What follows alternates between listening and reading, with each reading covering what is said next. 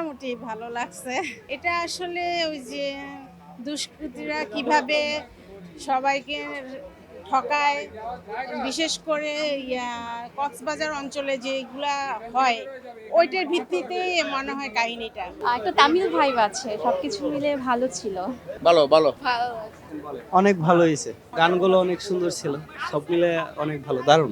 Best of best. কি ভাবছস? তো আমি মইরা গেছি, আমি মইরা যাই না। ভালো ছিল, ভালো, হ্যাঁ। ভালো লেগেছে, থ্যাংক ইউ। উনি আমার অলওয়েজ পছন্দের ছিল, এই জন্য দেখতে আসা।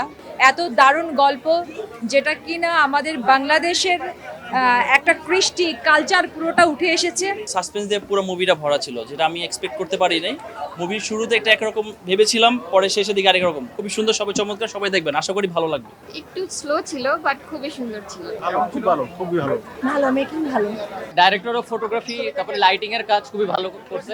সবকিছু 10-এ 10। কেমন ছিল? ভালো, অ্যাকচুয়ালি ভালো। অসাধারণ অসাধারণ।